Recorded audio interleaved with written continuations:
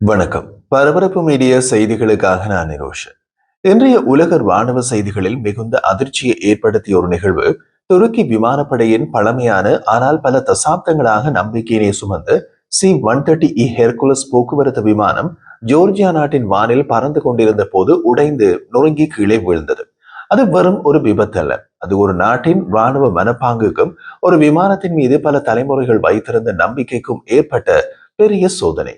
அந்த விபத்து எங்கே நடந்தது, எப்படி நடந்தது, எதற்காக நடந்திருக்கலாம் என்பதை இந்த காணொலியில் சற்று விரிவாக பார்க்கலாம். இந்த சம்பவம் நேற்று ஜோர்ஜியா நேரப்படி மாலை 2:49 மணியளவில் நடந்தது. அந்த நேரத்தில் துருக்கி விமானப்படையின் TUAF-543 என்ற கோல் சைனுடன் பறந்த அந்த விமானம் ஹெர்குலஸ் விமானம் அசர்பைஜானின் கன்ஷா சர்வதேச விமான நிலையத்திலிருந்து புறப்பட்டு துருக்கி நோக்கி பறந்து கொண்டிருந்தது. புறப்பட்டு 30 நிமிடங்களின் பின்னர் விமானம் வடகிழக்கே திரும்பி மிங்கேஜ் செவிர் நீர்த்தேக்கம் மேல் பறந்தது. பின்னர் 15,000 அடி உயரத்தில் இருந்து வடமேற்கு திசையில் மாறி 10:37 UTC-க்கு ஜோர்ஜியா எல்லையை கடந்தது. அதன் பின்னர் 10:41க்கு 24,000 அடி உயரத்தில் நிலை பெற்றது. எல்லாமே வழக்கம் போல நடந்தது. ஆனால் அதன் பிறகு சில நிமிடங்களுக்குள் அது ரேடார் திரைகளில் மறைந்தது. சம்பவ இடத்திலிருந்து எடுத்துக்கொண்ட சில வீடியோக்கள் உள்ளன.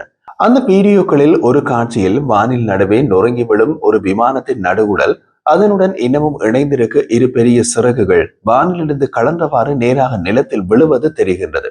அதை பார்த்தவர் யாராக இருந்தாலும் அதிர்ச்சி அடைந்தே தீருவார்கள். அந்த வீடியோவை இங்கு நாம் இணைக்கவில்லை. இருப்பினும் வீடியோவை நாங்கள் பார்க்க விரும்பினால் அதற்கான இணைப்பு இந்த காணொலியின் பின்னூட்டமிடும் பகுதியில் கொடுக்கப்பட்டுள்ளது. அந்த வீடியோவில் காணப்படும் ஒரு விஷயம் கவனிக்கத்தக்கது. விழும் சிறகுகளின் நுனிகளில் வெண்மையான புகை போன்ற ஏதோ ஒன்று வெளியேறுவது தென்படுகின்றது. அது எரிபொருள் கலந்த ஆவியாக இருக்கலாம், அல்லது திடீர் அழுத்த காற்றால் உருவான ஆவியாக இருக்கலாம். விமானங்களின் சிறகுகளில் தான் எரிபொருள் இருக்கும். சில நொடிகளுக்கு பிறகு பெரிய கரும்புகை மேகம் எழுவது தெரிகிறது. அது நிலத்துடன் மோதிய இடம். அங்கிருந்து வெடிப்பு மற்றும் தீப்பற்றல் தெளிவாக தெரிகின்றது. ஜோர்ஜிய உள்துறை அமைச்சின் கூற்றுப்படி இந்த விமானம் ஜோர்ஜியாவின் கக்கேட்டி பிராந்தியத்தில் உள்ள சிக்னாகி மாவட்டத்தின் அருகில் வீழ்ந்துள்ளது. அந்த இடம் அசர்பைஜான் எல்லையிலிருந்து 3 மைல் தொலைவில் உள்ளது. அந்த பகுதி வெறும் மலைப்பாங்கான நிலம் அல்ல, அது ஆறு, பள்ளத்தாக்கு, அடர்ந்த காடுகள் கொண்டு சிக்கலான நிலம்.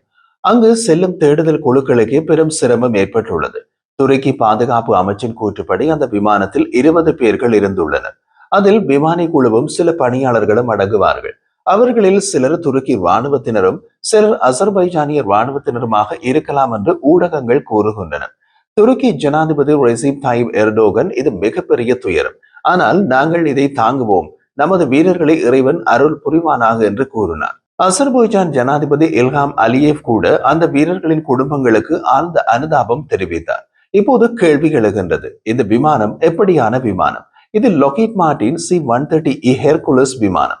அமெரிக்காவால் 1960களில் வடிவமைக்கப்பட்டு 4 இன்ஜின்களை கொண்ட ஒரு சரக்கு மற்றும் ராணுவ போக்குவரத்து விமானம்.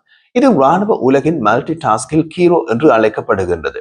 சரக்கு ஏற்றம், படை போக்குவரத்து, விமானத்தில் எரிபொருள் நிரப்புதல், விமான தாக்குதல், உளவு பரப்புகள் கூடவே மீட்பு பணிகளிலும் பங்கெடுக்கக்கூடிய திறனுடையது. ஆனால் C-130 விமானங்களில் இந்த மாடல் பழைய தலைமுறை விமானம். அது முதலில் 1968ஆம் ஆண்டில் தயாரிக்கப்பட்டது. அதை சவுதி அரேபியா வாங்கி 2010 துருக்கிக்கு விற்றது.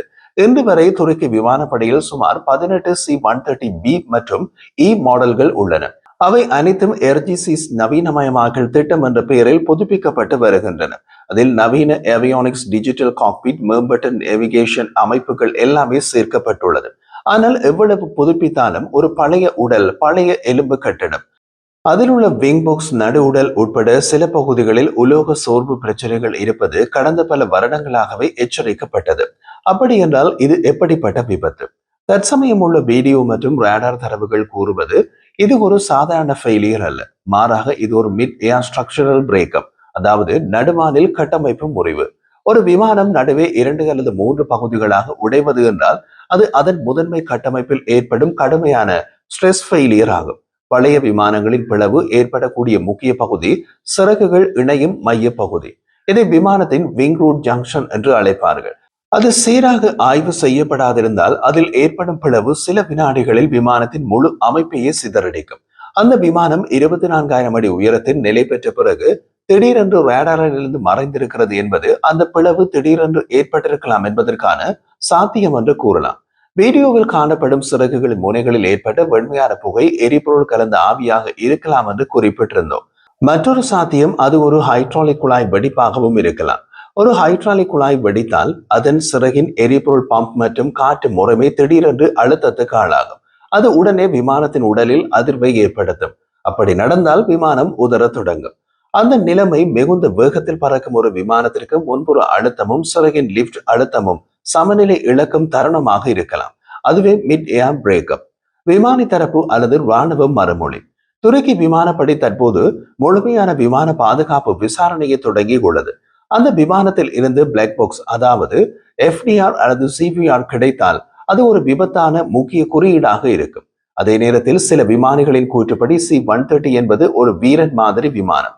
அது ஒரு என்ஜின் வேலை செய்யாவிட்டாலும் 3இல் பறக்க முடியும். அது விழுகிறது என்றால் அது மின் அமைப்பு, உடல் கட்டமைப்பு அல்லது விமானத்திற்குள்ளே வெடிப்பு மட்டுமே காரணமாக இருக்கலாம். இப்போது இதை ஒரு பெரிய புவிசார் விளக்கத்தில் பார்க்கலாம். துருக்கி, அசர்பைஜான், ஜோர்ஜியா, ரஷ்யா இவை எல்லாமே கசகஸ் எனப்படும் பிராந்தியம்.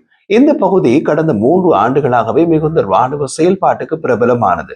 அசர்பைஜான் நாகோர்னோ கராபாக் போருக்கு பிறகு துருக்கியுடன் மேலும் நெருக்கமாக கூட்டணியில் உள்ளது. இந்த நிலையில் அந்த விமானத்தின் வழித்தடம், அதாவது விமானம் பறக்கும் பாதை முக்கியமாக கவனிக்கத்தக்கது. கஞ்சாவில் இருந்து புறப்படும் விமானம் பறக்கும் பாதை கஞ்சா, சிக்னாகி, கார்கஸ், கைசரி ஆகிய இடங்களின் மேல் பறந்து துருக்கியை நோக்கி செல்ல வேண்டும். இது துருக்கி ராணுவ சரக்கு விமானங்கள் அடிக்கடி பயன்படுத்தும் வான்பாதை. அதனால் ஒரு ஹெர்குலஸ் இங்கே விழுந்தது என்பது ஒரு சாமானிய விபத்தாக மட்டும் பார்க்க முடியாது. இது ஒரு ராணுவ ரேடார் கட்டுப்பாட்டு பிராந்தியம். ஒரு நிமிடம் கூட சிக்னல் இழந்தால் உடனே கவனத்திற்கு வரும். இதனால் துருக்கி இதை முழுமையாக வெளிநாட்டு புலனாய்வு துறைகளோடு இணைந்து விசாரிக்கும் வாய்ப்பு அதிகம். C-130 ஹெர்குலஸ் விமானம் உலக ராணுவ வரலாற்றில் ஒரு புது பக்கம் எழுதிய விமானம். விமானம் தயாரிக்கப்பட்டது என்னவோ போக்குவரத்து விமானமாகத்தான். ஆனால் இதை ஒரு குண்டுவீச்சு விமானமாக ஒரு நாடு பயன்படுத்தியது.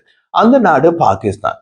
1965ஆம் ஆண்டு இந்திய பாகிஸ்தான் போரில் பாகிஸ்தான் விமானப்படையின் 6வது போக்குவரத்து படைப்பிரிவு 20,000 பவுண்ட்ஸ் குண்டுகளை பலகைகளில் சுமந்து செல்லும் வகையில் அதன் C-130B விமானங்களை குண்டுவீச்சு விமானங்களாக பயன்படுத்த மாற்றியமைத்தது. இந்தியாவின் பாலங்கள், கனரக பீரங்கி நிலைகள், ட்ராக் அமைப்புகள் மற்றும் துருப்பு சரிவுகள் போன்ற இலக்குகளை தாக்க C-130B விமானங்களை பயன்படுத்த முயன்றது. இருப்பினும் அவை பெரும்பாலும் தோல்வியடைந்தன. குண்டுகள் சரியான இலக்குகளில் விழவில்லை. காரணம், இது குண்டு வீசு தயாரிக்கப்பட்ட விமானம் அல்ல. 1976இல் என்டெட்மே பணைய கைதிகளின் மீட்பு நடவடிக்கையின் போது இஸ்ரேல் தமது அதிரடி படையினரை C-130 விமானத்தில் ஏற்றி அனுப்பி பணைய கைதிகளை மீட்டுச் சென்றது. C-130 விமானம் ஒன்று CIA-யின் ஆபரேஷன் ஹெவிடி ரகசிய நடவடிக்கையில் சீன அணு சோதனை மையத்தருகே சென்று சென்சார்கள் வீசியது. அப்படிப்பட்ட ஒரு மரணத்தை வேறும் விமானம் இன்று நடுவானில் உடைந்து வீழ்ந்திருப்பது அது ஒரு தொழில்நுட்ப வினாவாக மட்டுமல்ல, ஒரு மனப்பூர்வ அதிர்ச்சியாகும். விமானம் நடுவானில் உடைவதற்கான வாய்ப்புகளை 3 பிரிவுகளாக பார்க்கலாம். ஒன்று, உடல் கட்டமைப்பு சோர்வு, செயலிழப்பு. பல ஆண்டுகள் பறந்த பழைய விமானங்களில் இது மிக அதிகம். விங்பாக்ஸ் பகுதியில் சிறிய வெடிப்புகள் நீண்ட நாள் பரிசோதனை என்று விட்டுவிட்டால் விமானத்தில் அதிக எடை ஏற்றப்படும் போது உடலில் உடைப்பு ஏற்படும். இரண்டாவது, விமான எரிபொருள் லைன் லீக் அல்லது எரிவாயு புகுந்ததால் அது ஒரு சிறகில் தீப்பற்றி உடல் முழுவதும் பிரித்துவிடும். மூன்றாவது, வெளிப்புற வெடிப்பு. இது தற்போது உறுதி செய்யப்படவில்லை. எந்த ஒரு வெளிநாட்டு சதியோ ஏவுகணைகளோ தாக்கியதாக புகார் இல்லை.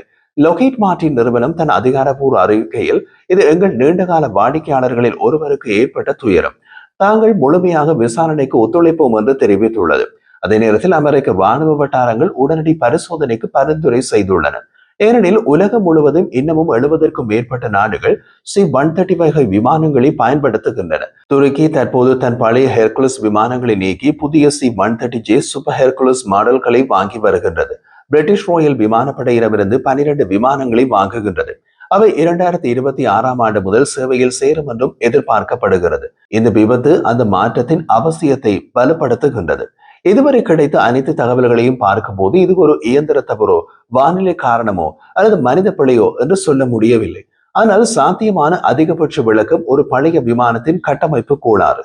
இது துருக்கிக்கு மட்டுமல்ல, அனைத்து நாடுகளுக்கும் ஒரு பாடம். வயதான ராணுவ வாகனங்களை புதுப்பிக்காமல் வைத்திருப்பது சாதனை அல்ல, சோதனை. பழைய இரும்புகள் வானில் பறக்கலாம், ஆனால் அவை நம்பிக்கையை என்றைக்கும் சுமக்க முடியாது.